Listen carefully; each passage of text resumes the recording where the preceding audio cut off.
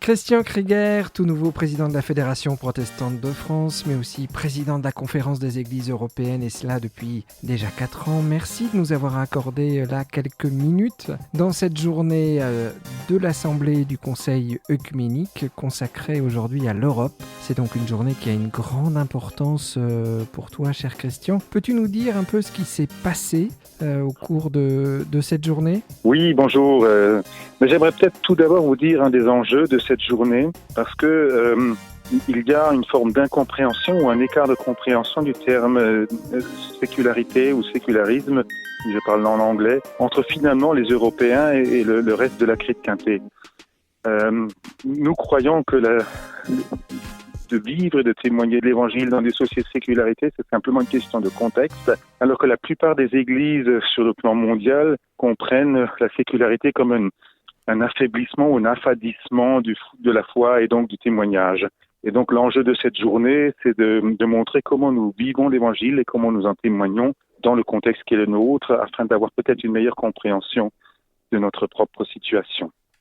Ensuite, c'est vrai que c'est une importante journée puisque nous voulons parler de l'Europe. Initialement, il était prévu que nous parlions beaucoup du processus d'intégration européenne et donc de la réconciliation et du travail de guérison des mémoires et de pacification des tensions entre les États qui a eu lieu depuis la Deuxième Guerre mondiale. Et en fait, nous avons beaucoup parlé de la guerre en Ukraine parce que c'était un réel choc et nous avions besoin de partager nos vues. Donc, parole a été donnée ce matin sur le podium aux 2 interventions, aux 2 églises orthodoxes ukrainiennes, celle qui relève du patriarcat de Moscou et celle qui relève du patriarcat de Constantinople, afin d'entendre leur point de vue et d'entendre la situation en Ukraine et de pouvoir en prendre la mesure.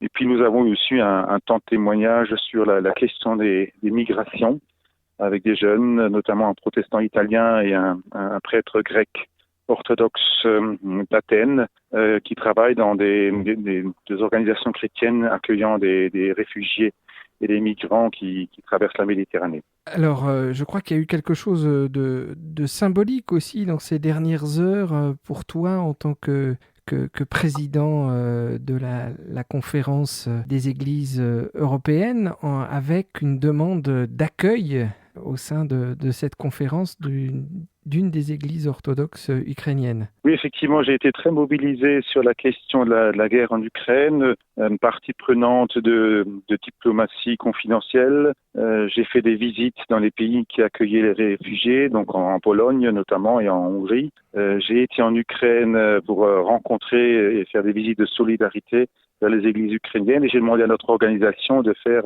un relevé sur son site de l'ensemble des déclarations. Mais en fait, les églises en Ukraine sont devenues des vrais partenaires et l'une d'entre elles, l'église orthodoxe en Ukraine, celle qui relève du patriarcat de Moscou, a transmis ici à Karlsruhe officiellement sa demande d'adhésion à la conférence des églises européennes.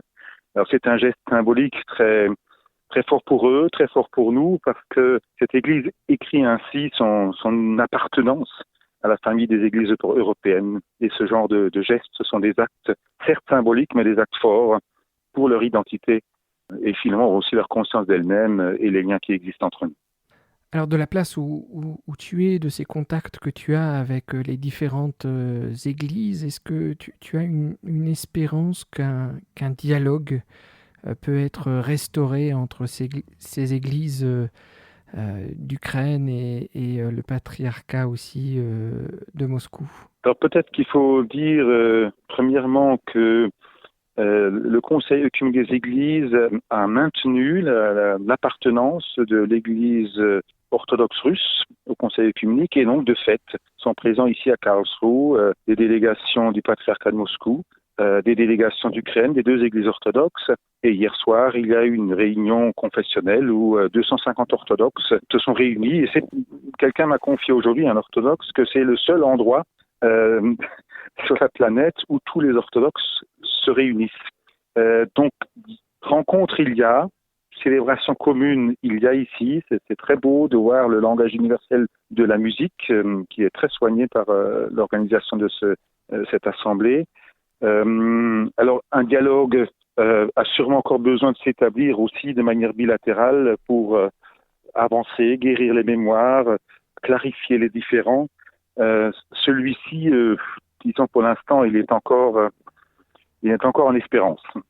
Mais les espaces de rencontre tels que le Conseil œcuménique des Églises, tels que la Conférence des Églises européennes, sont des lieux où ces églises vont définitivement se rencontrer. Moi, j'ai pris un engagement envers les 2 églises ukrainiennes orthodoxes d'être à leur disposition pour travailler, disons, à leur rencontre et m'engager en fait pour faciliter leur dialogue. Alors, l'Europe, c'est aussi une histoire, un passé colonial, différentes guerres mondiales où l'Europe a été au centre, on le sait. Elle est aussi aujourd'hui, comme avec cette assemblée, quand même une espérance avec aussi l'Union européenne et ses solidarités, l'hospitalité comme elle a fait preuve, et tu l'as dit tout à l'heure pour les réfugiés ukrainiens, et un modèle de réconciliation et de paix, notamment franco-allemande, d'où aussi également cette journée particulière qui avait été pensée au départ. Oui, effectivement, je crois qu'il y a plein de conflits. Nous croyons en fait en Europe avoir dépassé les conflits entre les États et tiré les leçons de la Deuxième Guerre mondiale et de la Première d'ailleurs avec les nationalismes et aussi le positionnement des églises qui à un moment donné soutenaient leurs États.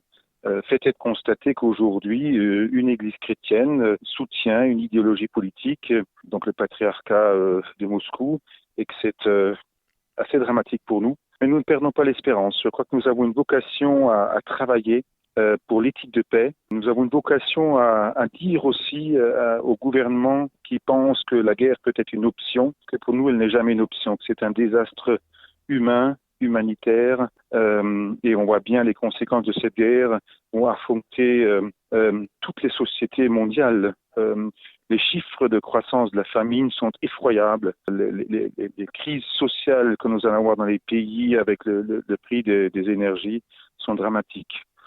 Donc nous plaidons définitivement pour une éthique de paix et de résolution pacifique des conflits. Alors j'entends tout ce que tu nous partages, mais penses-tu que justement avec ce que tu évoquais tout à l'heure en ouvrant cet échange, que les églises peuvent encore jouer un rôle important aujourd'hui dans cette Europe, eh bien on l'a dit, tendue par une guerre d'un côté, cet extrémisme qui monte et aussi une forme de déchristianisation? Alors moi, je fais l'expérience que les églises jouent un rôle.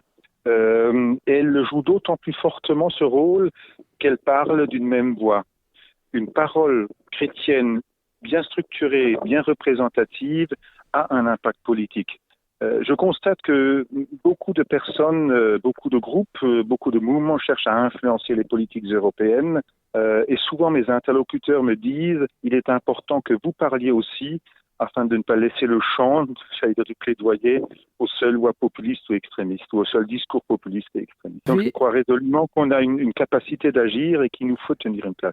Merci Christian de le dire et de le redire. Alors si tu avais un message, une espérance à partager avec nos auditeurs, ça serait lequel en conclusion de ce court échange du jour? Je voudrais peut-être vous témoigner combien, j'allais dire, la louange, la prière commune est un langage universel. On a le matin ici à Karlsruhe des cultes où on mélange tous les genres musicaux. On saute de la samba à un choral luthérien, et puis après on saute sur un gospel, etc. Et en fait, toute l'assemblée est emballée. Des gens qui ont des avis qui diffèrent sur différentes questions, qui ne s'entendent pas, qui parfois doctrinalement s'opposent, célèbrent ensemble, se laissent entraîner par le langage universel de la musique. L'espace de célébration et de prière et du silence est aussi un lieu qui rapproche autant que l'espace de la coopération œcuménique qui peut rapprocher des gens qui diffèrent sur bien des points. Donc moi je suis très enthousiaste et j'espère que beaucoup de gens puissent faire l'expérience d'une chrétienté qui s'unit dans la louange, qui s'unit dans l'action, afin de porter ce souffle vers leur propre action et pour nourrir leur propre foi. Merci beaucoup Christian de ce témoignage, de ce message, Christian Krieger, d'avoir donc consacré un peu de temps à ce rendez-vous audio quotidien durant cette 11e assemblée du Conseil œcuménique des Églises qui a lieu actuellement à Karlsruhe. Bon ministère à toi dans tes nouvelles charges pour le protestantisme français et aussi ton ministère très important au niveau européen et au plaisir évidemment de te retrouver. Merci beaucoup.